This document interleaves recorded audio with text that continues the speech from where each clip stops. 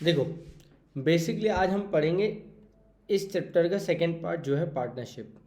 तो अगर हम पार्टनरशिप एक्ट की बात करें तो एक्ट के अकॉर्डिंग डेफिनेशन दी हुई है, partnership is a relation between persons who have agreed to share profits of the business carried by all or any of them acting for all. देखो, ये बहुत टिपिकल डेफिनेशन हो गई, लेकिन बेटा अगर तुम डेफिनेशन के हिसाब से पढ़ोगे ना तो चीज़ें बहुत आसान होंगी। मतलब जितने सुनने में डेफिनेशन मान लेते टिपिकल लग रही, उतनी टिपिकल डेफिनेशन है नहीं। तो चलो पहले हम इस डेफिनेशन को थोड़ा सा डिटेल में पढ़ रहे हैं। तो एक्ट के अकॉर्डिंग जो डेफिनेशन दी हुई है वो ये है। तो अगर हम बात करें तो सबसे पहली बात दी है, partnership is a relation between persons. तो यहाँ एस लगा हुआ है प्लूरल, मतलब पार्टनरशिप में सबसे पहला जो पार्टनरशिप का फीचर है वो है कम से कम टू या दो से ज़्यादा पर्सन होने चाहिए, टू या मोर देन टू पर्सन होने चाहिए। मतलब एक एक जो पर्सन है वो पार्टनरशिप नहीं कर सकता, है ना। दूसरा, हु हैव एग्रीड, मतलब अगर कोई पर्सन मुझे गोली मार के, मान लेते बंदूक दिखा के बोल रहा है कि मेरे साथ पार्टनर बनो, तो वो पार्टनरशिप नहीं होगी। इसका मतलब पार्टनर्स के बीच में क्या होना चाहिए, पार्टनर्स के बीच में क्या होना चाहिए भाई, एग्रीमेंट होना चाहिए to share profits.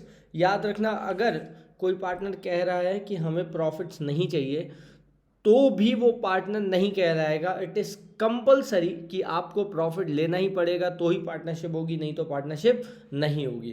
Profits of the business, इसका मतलब बिजनेस होना बहुत ज़रूरी है। अगर बिजनेस नहीं है तो पार्टनरशिप भी नहीं है। Carried bye all, carried bye all का मतलब, इसका मतलब कि सारे पार्टनर्स मिलकर उस बिजनेस को कर सकते हैं। और any of them acting for all, any of them मतलब उनमें से कोई एक पार्टनर भी बिजनेस चला सकता है, जिसको हम बोलते हैं म्यूचुअल रिलेशनशिप। मतलब कभी तुम प्रिंसिपल बनना, कभी हम एजेंट बनेंगे, कभी हम एजेंट बनेंगे, कभी तुम प्रिंसिपल बनना।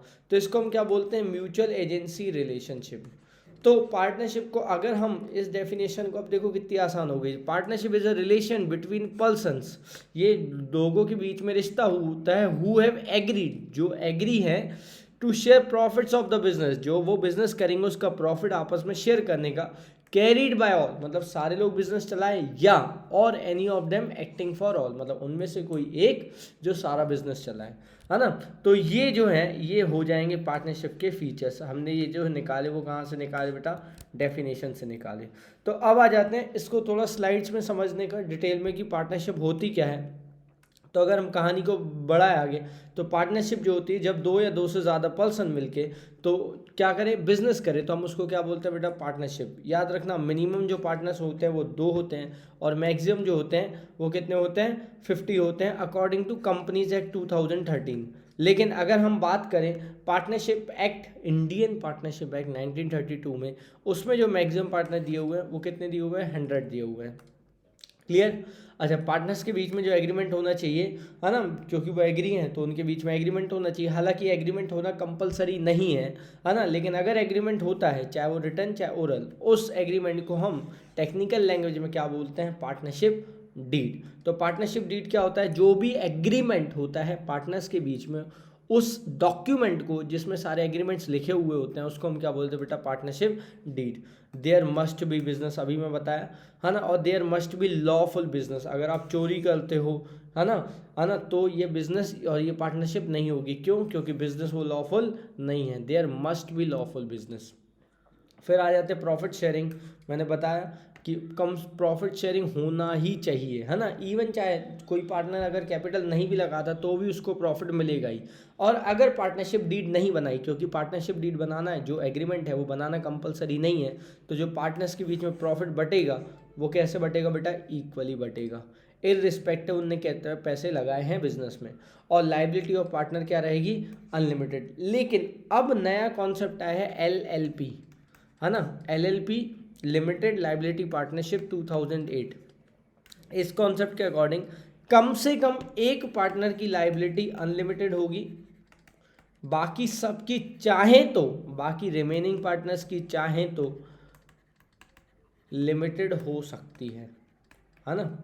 क्लियर, बोलो बच्चा, क्लियर हुआ। चलो अब आ जाते हैं, ये बताया था म्यूचुअल एजेंसी रिलेशनशिप, मतलब एक पार्टनर दूसरे से बाइंड रहेगा, मतलब कभी कभी तुम हमें ऑर्डर देना, हम ऑर्डर को फॉलो करेंगे, कभी कभी हम आपको ऑर्डर देंगे और आपको हमारा ऑर्डर क्या करना पड़ेगा, फॉलो करना पड़ेगा, है ना। जो तेरा है वो मेरा है, ठीक है।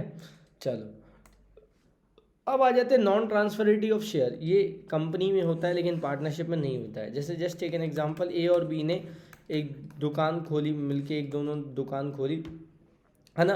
अब ए वांट्स कि ए और बी ने दोनों ने पार्टनरशिप खोली, मान लेते कुछ भी किराने की दुकान खोली। अब ए वांट्स कि यार मेरे को अच्छा नहीं लग रहा है इस पार्टनरशिप में, मैं अपना शेयर किसी सी को बेच रहा हूँ पूरा का पूरा, तो उस कंडीशन में पार्टनर बी और सी हो जाएंगे। तो ऐसा नहीं हो सकता, क्लियर। ए अपना शेयर किसी और थर्ड पर्सन को ट्रांसफ़र नहीं कर सकता। तो पार्टनरशिप में नॉन ट्रांसफरेबिलिटी ऑफ शेयर होता है, हम अपना शेयर किसी और को ट्रांसफ़र नहीं कर सकते। और कंपलसरी, मैंने अभी बताया, पार्टनरशिप को रजिस्ट्रेशन करा भी सकते हैं और नहीं भी करा सकते, लेकिन याद रखना जो लिमिटेड लाइबिलिटी पार्टनरशिप बताया, जिसमें एक पार्टनर की लाइबिलिटी अनलिमिटेड रहती है, बाकी सबकी लाइबिलिटी लिमिटेड रहती है, उस कंडीशन में इट इज़ कंपलसरी कि हम पार्टनरशिप का रजिस्ट्रेशन कराएं। लेकिन बाकी सारी कंडीशंस में कंपलसरी नहीं है। अगर इफ़ यू वांट कि आपको पार्टनरशिप का रजिस्ट्रेशन कराना है तो आप करा सकते हैं, और अगर आपको नहीं कराना तो आपकी मर्जी, क्लियर। लेकिन याद रखना, है ना, अगर आपने रजिस्ट्रेशन नहीं कराया तो आप किसी के ऊपर केस नहीं कर सकते, है ना, किसी थर्ड पार्टी या किसी और, अपने ही किसी और पार्टनर के ऊपर केस नहीं कर सकते। अब आ जाते हैं मैनेजमेंट, है ना।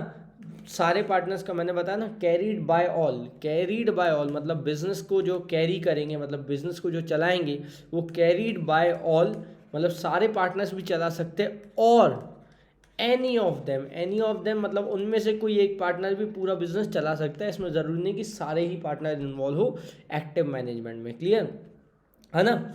चलो फिर आ जाते हैं time period. Generally time period जो है, बेसिकली 3 तरीके की पार्टनरशिप होती है, अभी हम डिटेल में पढ़ेंगे, लेकिन हम थोड़ा सा बता देते हैं। जो पार्टनरशिप होती है वो 3 तरीके की होती है। एक पार्टनरशिप एट विल, एक होती है फिक्स्ड पीरियड पार्टनरशिप, और एक होती है पर्टिकुलर पार्टनरशिप। देखो, फिक्स पीरियड पार्टनरशिप मतलब जैसे मान लो 10 साल की हमने पार्टनरशिप करी, तो जैसे ही ये 10 साल ख़त्म हो जाएंगे और हमारी पार्टनर हो जाएगी ख़त्म, तो जब पार्टनरशिप को ख़त्म करते हैं तो उसको बोलते हैं डिसोल्यूशन, है ना। जैसे ही ये 10 साल ख़त्म हुए तो हमें पार्टनरशिप को भी ख़त्म करना होगा, तो इसको क्या बोलेंगे, फिक्स्ड ईयर पार्टनरशिप। एक होती है पर्टिकुलर पार्टनरशिप। पर्टिकुलर पार्टनरशिप मतलब किसी हमने स्पेसिफिक चीज़ के लिए, स्पेसिफिक मान लेते हैं प्रोजेक्ट के लिए हमने पार्टनरशिप करी। जैसे जस्ट टेक एन एग्जांपल, सामने ब्रिज बन रहा है, तो हमने, क्योंकि ब्रिज मैं अकेले कॉन्ट्रैक्ट नहीं ले सकता था, तो मैंने किसी और के साथ पार्टनरशिप कर ली। तो जैसे ही ब्रिज बन के ख़त्म हुआ, तो हमारी पार्टनरशिप भी क्या होगी बेटा, ख़त्म हो जाएगी, डिज़ोल्व हो जाएगी। उसको हम क्या बोलेंगे, पर्टिकुलर पार्टनरशिप। मतलब किसी एक स्पेसिफिक प्रोजेक्ट के लिए या स्पेसिफिक वेंचर के लिए हम पार्टनरशिप करें तो उसको क्या बोलते हैं, पर्टिकुलर पार्टनरशिप। और होता है partnership at will. Partnership at will मतलब हमारी मर्जी, ये ना फिक्स पीरियड होती ना पर्टिकुलर होती है। इसको जब तक तुम्हें चलाना, जब तक पार्टनर्स के बीच में अच्छा सारी रिलेशन चलते रह रहे हैं, हम उसको चलाते रहेंगे। इसको बोलेंगे पार्टनरशिप एट विल, क्लियर। चलो, तो जो पार्टनरशिप जो है जब तक चाहे तो तब तक चल सकती, और अगर कुछ भी नहीं दिया तो पार्टनरशिप एट विल मानेंगे, जिसका कोई ना टाइम पीरियड होगा ना प्रोजेक्ट होगा, जब तक वो चाहें तब तक चला सकते हैं। अब हम बात करते हैं इसके फ़ायदे और नुकसान के बारे में। तो सिंपल से बहुत इजी फ़ायदे, बहुत कोई भी बता सकता है, सेकंड क्लास का बच्चा भी बता सकता है पार्टनरशिप के क्या फ़ायदे हैं। सबसे पहले इजी टू फॉर्म, क्योंकि रजिस्ट्रेशन कंपलसरी नहीं है, तो आप दोनों मिलो और करो। तो ये क्या है बेटा, एक easy to form. Large financial resource, जाहिर सी बात है, सोल प्रोप्राइटर में एक सिंगल बंदा था, सिर्फ उसी ने पैसे लगाए। अब पार्टनरशिप में 2 या 2 से ज़्यादा बंदे होंगे, है ना, 2 या 2 से ज़्यादा पर्सन होंगे, तो उतने ज़्यादा रिसोर्सेज भी होंगे, है ना। तो ये भी क्या है, एक फ़ायदा है। रिस्क शेयरिंग, सिंपल सा लॉजिक है, सब पे ले जाएंगे। इसका मतलब जिसकी भी रिस्क होगी, सब लोग की रिस्क होगी। वैसे सोल प्रोप्राइटर में अगर लॉस होता तो पूरा लॉस मेरा, है ना, लेकिन पार्टनरशिप में जिसका लॉस होगा सबको लॉस बटेगा। तो ये क्या होगी, हमारी रिस्क शेयर होती जाएगी।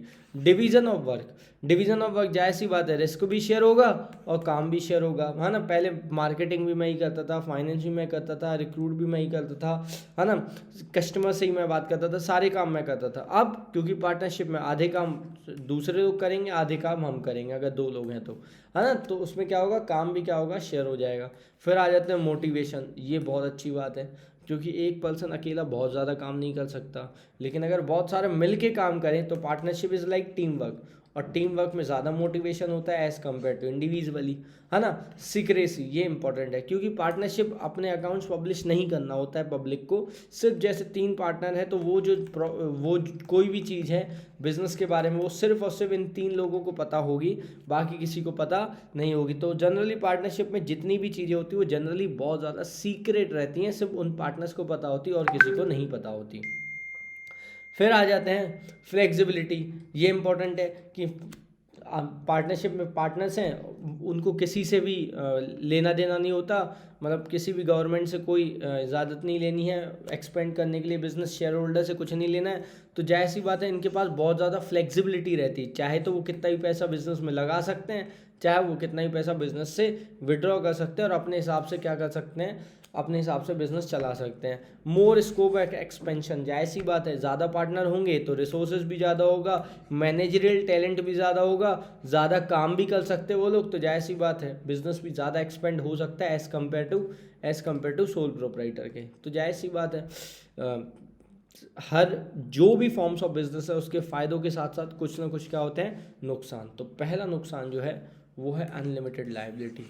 अनलिमिटेड लायबिलिटी ये इंपॉर्टेंट है। अब देखो मान लो किसी भी एक पार्टनर ने भी गलती करी ना, मान लो ए बी सी 3 पार्टनर हैं, अगर ए ने गलती कर दी और उसकी वजह से बी और सी दोनों को भी लॉस झेलना पड़ेगा, हम ये नहीं कह सकते ये तो गलती ए की थी हम क्यों लॉस झेलें, ऐसा नहीं कर सकते।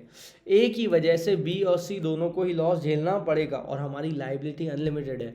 मतलब अगर बिज़नेस में बहुत ज़्यादा लॉस हो गया तो उसके बावजूद हमें अपनी पर्सनल प्रॉपर्टी बेच के भी उस बिज़नेस का लॉस क्या करना पड़ेगा, फुलफिल करना पड़ेगा। फिर आ जाते हैं नॉन ट्रांसफरेबिलिटी ऑफ शेयर। हम अपने शेयर मतलब मान लो मैं 1/3 के लिए प्रॉफिट के लिए हूँ, मैं अपने जगह किसी और को पार्टनर नहीं बना सकता। कंपनी में ऐसा हो सकता है जैसे मैंने रिलायंस के शेयर खरीदे तो अभी रिलायंस का ओनर मैं हूँ, है ना, चाहूँ तो मैं ये रिलायंस के ओनर शेयर किसी और को बेच सकता हूँ तो वो रिलायंस का ओनर वो बन जाएगा, लेकिन पार्टनरशिप में ऐसा नहीं हो सकता। पार्टनर अपना शेयर कभी भी किसी और को ट्रांसफ़र नहीं कर सकता, अगर उसको छोड़ना है तो छोड़ के जा सकता है, लेकिन अपना शेयर किसी और को नहीं दे सकता। फिर आ जाता है ये सबसे इम्पॉर्टेंट पॉइंट है कन्फ्लिक्ट्स। हमेशा पार्टनर्स में बहुत ज़्यादा क्या होता है, कन्फ्लिक्ट्स होता है ना, और बहुत ज़्यादा उनकी क्या होती है, अनसर्टेनिटी होती है, कब उनकी लड़ाई हो जाए और कितना भी अच्छा बिजनेस हो वो ख़राब हो जाए या ख़त्म हो जाए, या किसी एक पार्टनर की डेथ, इंसॉल्वेंसी कुछ भी हो जाती है तो उसकी वजह से क्या होता है, बिजनेस बंद भी हो सकता है। जैसे मान लो तो ए और बी पार्टनर है ना, ए की डेथ हो गई तो उस कंडीशन में एक ही डेथ हो गई तो जाहिर सी बात है बी अकेला बचा और बी अकेला पार्टनरशिप नहीं चला सकता, क्योंकि कम से कम 2 पर्सन्स होने चाहिए, तो वो पार्टनरशिप का पूरा बिजनेस ही ख़त्म हो गया, है ना, तो उनको डिसॉल्व करना पड़ेगा। फिर रिस्क ऑफ म्यूचुअल एजेंसी, है ना, तो क्या होता है कि जनरली क्या होता है कि म्यूचुअल एजेंसी का मतलब क्या बताया, कभी कभी तुम प्रिंसिपल बनना मैं एजेंट बनूंगा, है ना, मतलब तुम ऑर्डर देना हम फॉलो करेंगे और कभी कभी वाइस वर्सा हम ऑर्डर देंगे तुम फॉलो करना, लेकिन ऐसा जनरली हो नहीं पाता। देखा जाए तो पार्टनरशिप में कुछ ही स्पेसिफिक लोग होते हैं जो हमेशा ऑर्डर देते हैं और कुछ स्पेसिफिक लोग होते हैं जो हमेशा क्या करते हैं, उसको ऑर्डर को फॉलो करते हैं। तो इससे क्या होता है, म्यूचुअल एजेंसी मतलब इन दोनों में आपस में कम बनती है, कन्फ्लिक्ट्स होने के चांसेस बहुत ज़्यादा हैं। और लैक ऑफ पब्लिक कॉन्फिडेंस, ये इंपॉर्टेंट है। जनरली इस बिज़नेस में लोगों का कॉन्फिडेंस नहीं बनता है। क्यों? क्योंकि जैसे मान लो उधार देने की बारी है, मतलब कोई भी बिज़नेस, दूसरा सामने वाला बिज़नेस क्रेडिट जनरली पार्टनरशिप को नहीं देता। क्यों नहीं देता? जैसे जस्ट टेक एन एग्जांपल, उनको लगता है कि कब इनके बीच में लड़ाई हो जाए, है ना, और ये लोग बिज़नेस छोड़ के चले जाएं, मेरे पैसे डूब जाएंगे। ए बोलेगा बी से पैसे लो, बी बोलेगा ए से पैसे लो, है ना। इवन अगर सी पार्टनर है तो बी बोलेगा सी से लो और सी कहेगा वापस ए से लो, है ना, तो मेरे को पैसे ही नहीं मिलेंगे, है ना। तो इसीलिए जनरली इस जो पार्टनरशिप फॉर्म ऑफ बिजनेस है, और क्योंकि ये लोग अपने अकाउंट्स भी पब्लिश नहीं करते कि पैसे गए कहाँ कहाँ से आए, तो किसी को पता भी नहीं चलता, तो इसीलिए जनरली इस बिज़नेस में पब्लिक का इतना ज़्यादा कॉन्फिडेंस नहीं होता है, क्योंकि बहुत ज़्यादा डिस्प्यूट्स होने के चांसेस हैं, है ना, बहुत जल्दी बिजनेस बंद होने के चांसेस हैं। तो इसीलिए ये जो पार्टनरशिप बिजनेस है उसमें लोगों का ज़्यादा कॉन्फिडेंस नहीं होता है। चलो अब आ जाते हैं टाइप्स ऑफ पार्टनरशिप। मैंने तुम्हें बताया था टाइप्स ऑफ पार्टनरशिप। तो सबसे पहले आ जाते हैं on the basis of duration. अभी बताया पार्टनरशिप एट विल, जब तक चलानी तब तक चलाओ। फिर बताया पर्टिकुलर पार्टनरशिप, एक पर्टिकुलर वेंचर या प्रोजेक्ट के लिए अगर हम कोई पार्टनरशिप करते हैं तो उसको हम बोलते हैं पर्टिकुलर पार्टनरशिप। जैसे ही वो प्रोजेक्ट खत्म पार्टनरशिप भी खत्म, है ना। और फिर आते हैं fix period partnership. Fix period partnership क्या होता है? फिक्स पीरियड पार्टनरशिप कि एक फिक्स्ड टाइम पीरियड के लिए पार्टनरशिप होगी, जैसे ही वो टाइम पीरियड खत्म तो हमारी पार्टनरशिप भी खत्म। अब आ जाते हैं दूसरा ऑन द बेसिस ऑफ है लाइबिलिटी। तो दूसरा on the basis of liability बता रही है जनरल पार्टनरशिप जहाँ सारे पार्टनर्स की लाइबिलिटी क्या होती है? अनलिमिटेड होती है। लेकिन अब आ जाते हैं, अगर हम बात करें लिमिटेड लाइबिलिटी पार्टनरशिप, जो हमने अभी बताया LLP 2000 LLP एक्ट 2008, इसमें क्या होता है कि एक पार्टनर की लाइबिलिटी अनलिमिटेड होती है, बाकी सारे रिमेनिंग पार्टनर्स की लाइबिलिटी क्या होती है भाई? लिमिटेड होती है।